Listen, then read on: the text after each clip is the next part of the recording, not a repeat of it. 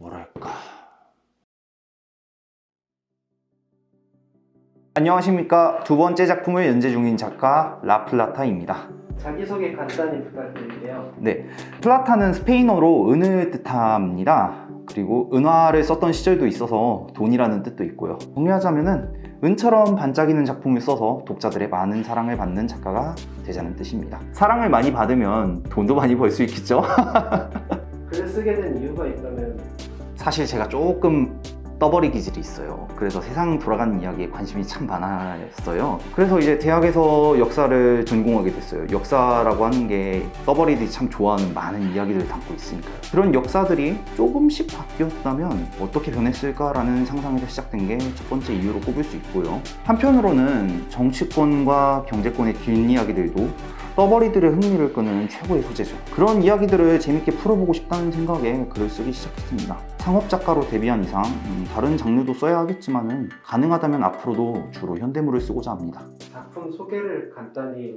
그래도 재벌 사위로 살겠다는 20년 전에 돌아가신 그 해성그룹의 단사천 회장님을 모티프로 해서 이제 시작을 한 이야기입니다. 그분이 명동 사채업계의 전설이었던 분이었거든요. 80년대에는 하루 안에 3천억도 동원을 할 수 있는 그런 거물이었거든요. 그런 분이 근데 음지에서는 사채업자이고 양지에서는 재벌 회장이었다는 점이 굉장히 흥미롭게 다가와서 이야기를 쓰게 됐습니다. 물론 이제 주인공은 그 회장님의 손자로 이제 시작을 하지만요. 재벌 잡는 회장님, 제가 이 작품을 쓰게 된 계기는 데뷔작이었던 그래도 재벌 사위로 살겠다를 연재하면서 많이 부족했던 점이나 아쉬웠던 점들을 해소하고자 쓴 작품이에요. 이번 작품은 전작과 달리 사랑이라는 감정에 치중하기보다는 주로 우정이나 형제애, 의리, 리더십, 충성심, 그리고 호승심, 자존심 등을 중심으로 이야기가 전개됩니다. 남자야 냄새가 좀 풀풀 나는 이야기를 할까요?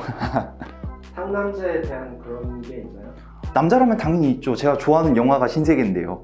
신세계에서 이자성과 정청의 그 진한 의리와 그 형제는 정말 멋있었죠. 조폭이라고는 해도. 주인공과 그 주변 인물들이 사회적 지위가 있다 보니까 거친 모습은 많이 보여줄 수는 없지만은 재벌들 간의 갈등 과정에서 일어날 수 있는 개연성을 최대한 살려보고자 노력했습니다. 그리고 이번 작품은 전작과 달리 빌드업 부분에서 시원시원하게 써나가고자 노력하고 있습니다. 네, 몇몇 독자분들께서는 주인공이 좀 너무 오버하는 게 아니냐라는 말이 나올 만큼 주인공 빌드업이 굉장히 좀 빠른 편인데요. 예를 들면은 10회 차도 안 돼서 주인공이 일산과 분당의 땅투기로 조단위의 현찰을 손에 쥐게 된다는 것부터가 일단 말 다 한 셈이겠죠. 왜 전작품하고 네. 지금 작품하고 재벌 이야기를 계속 하는지. 네, 사람이란 존재는 미련의 동물이라고 생각을 합니다. 누구나 다 과거로 돌아간다면은 나는 이랬을 텐데 라는 생각을 한 번쯤은 하잖아요. 그런 미련과 아쉬움을 독자분들께서 제 글을 보시면서 대신 풀어보는 것만큼 흥미로운 일도 없다고 생각합니다. 자본주의 사회의 속성상 사람들이라면 거의 모든 사람들이 돈에 대한 갈망이 클 거예요. 그렇게 갈망하는 돈의 정점에 있는 재벌들, 그 사람들의 이야기는 우리들한테 늘 환상적이고 흥미로운 이야기잖아요. 물론 사업 이야기가 좀 많이 나와서 독자분들께서 많이 어려워하실 수도 있지만은 이 부분을 최대한 쉽게 풀어보고자 노력하고 있습니다. 그 과정에서 주인공과 주변 등장인물들 간의 상호작용이 일어나는 거에 최대한 집중하고자 노력하고 있습니다. 라폴라타만의 웹소설. 최대한 핍진성에 집중하고자 노력을 합니다. 가상의 재벌들이 몇 개 나오기도 하고 이름도 조금씩은 바꾸긴 하는데 주인공이 하는 사업들에 관련해서는 최대한 현실에서 일어났던 그런 역사들을 바탕으로 이야기를 진행하고자 노력을 하고 있어요. 지금 현재 진행 중인 에피소드에서 나오는 그 베트남 유전 같은 경우에도 실제로 있었던 일들인데 그 부분을 주인공이 개입을 해서 결과를 비트는 그런 쪽으로 이야기를 전개할 예정이거든요. 현실을 최대한 반영한 이야기라는 거를 감안해서 봐주시면 감사하겠습니다. 어떤 취향인 사람이 보면 재밌게 볼 것 같다 이런.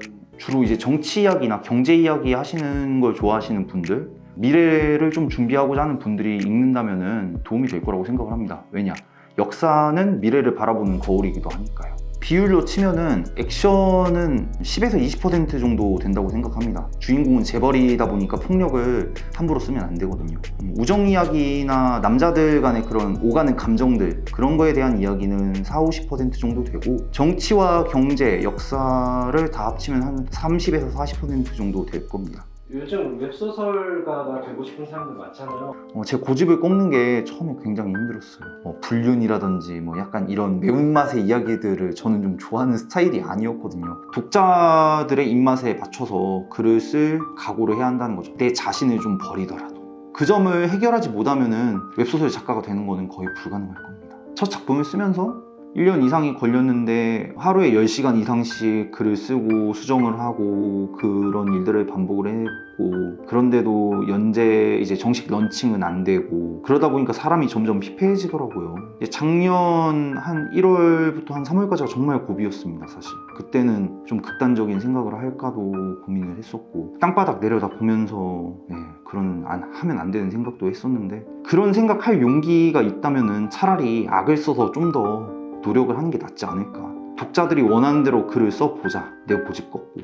문피아 자유연재를 통해서 무료 연재를 시작을 했고요. 그 뒤로 1년여간 여러 출판사들과 접촉을 하다가 2020년도 문피아 공모대전에서 10위권까지 올라가면서 현재의 출판사와 계약을 할 수 있었습니다. 그 뒤에 이제 리메이크 작업을 시작해서 작년 11월에 첫 작품 그래도 재벌 사위로 살겠다를 정식으로 런칭할 수 있었습니다. 제가 처음에 접촉했던 담당 팀장님과 이제 서로 소통을 하면서 독자들이 원하는 게 무엇인지 그런 거에 대한 공부도 할 수 있었고, 필체라든지 문장 구조라든지 이런 부분도 많이 수정을 할 수 있었습니다. 솔직히 말해서 웹소설 작가라는 직업이 뭐 아니면 도에 가까운 직업이라고 할 수 있습니다. 99% 이상, 아니 99.9%에 가까운 그 작가분들이 치킨값 하나 벌기도 힘들다고 하거든요. 1일 연재를 해서 한 해 연재마다 보통 100원 결제잖아요. 그런데 이 100원 결제를 플랫폼과 출판사 그리고 작가가 일정한 비율로 나눠 가지는데, 이 부분에 대해서는 유튜버 분들이 많이 설명을 해놨으므로 그 부분을 찾아보시는 것을 추천드립니다. 여러분들은 웹소설 작가나 웹툰 작가분들이 TV 등을 통해서 화려하게 활동하는 모습만 보시고 오해를 하실 수 있는데, 실제로는 굉장히 치열하고 고독하고 외로운 일입니다. 자신의 신념을 꺾어가면서 또 글을 써야 하고 그림을 그려야 할 수도 있거든요. 자신들이 하고 싶은 이야기를 담지 못하고 독자들의 니즈를 많이 반영을 해야 하는 일이기 때문에 내면의 갈등도 많이 심한 일이라고 할 수 있습니다. 예술이라고는 해도 기본적으로 돈을 벌기 위해서 하는 예술이기 때문에 우리를 찾아주는 독자분들의 니즈를 꼭 고려해서 글을 써야 할 겁니다. 내가 쓰고 싶은 것과 독자분들이 원하는 것에 그 균형점을 맞추는 게 굉장히 중요한 일이라고 생각합니다. 앞으로 작가로서의 계획이나 당면 과제는 현재 연재 중인 작품에 최선을 다하는 거죠. 모든 작가들은 정말 천재가 아닌 이상해야 본인이 쓰고 있는 작품에 집중하기 마련입니다. 이 이야기를 계속 잘 쓰면은 이야기를 더 오래 끌고 나가면서 수익을 창출할 수도 있지만은 이야기에 집중을 못하고 다른 것을 준비하다 보면은 연동률이 무너지면서 일찍 끝나기도 합니다. 하지만 대부분의 작가들은 자신의 이야기를 흥미있게 쓰면서 길게, 그리고 연동률을 오래 유지해가면서 쓰는 걸 원하기 마련이죠. 이번 작품이 완결되면 저도 잠시 휴식기를 가지면서 새로운 작품 구상에 들어갈 예정입니다. 그때는 재벌물이 아니라 정치권에 관련된 이야기를 중심으로 쓸 수도 있고, 아니면은 다른 직장인물, 전문가물에 도전을 해볼 생각입니다. 웹소설가를 안 했다면 웹소설 작가를 안 했다면 저는 아마 공무원을 해야 했을 겁니다. 제가 왜 해야 했을 겁니다 라고 말씀드렸냐면은 집안에서 강권을 했기 때문에 그거에 따를 수밖에 없었죠. 그런 현실의 도피처로 제가 웹소설을 선택한 것도 있습니다. 직업의 가능성이 있다는 것을 확인하고 이제 쏟아부은 시간이 4,000시간인데 그 시간이 보답을 받았다고 할 수 있겠죠. 마지막으로 하고 싶은 말 있다면? 저는 제 직업을 웹소설 작가가 아니라 글장사꾼이라고 생각합니다. 왜냐하면은 상업예술의 특성상 독자분들이 보고 싶은 것, 원하는 것, 그리고 아쉬워하는 것을 시원하게 해소해 주어야 사랑도 받고 돈도 벌 수 있으니까요. 웹소설 작가에 도전하시고 싶으신 분들은 여러분들이 쓰고 싶은 것만 쓰지 마시고 독자분들이 원하는 것도 함께 버무려서 쓰시길 바라는 바입니다.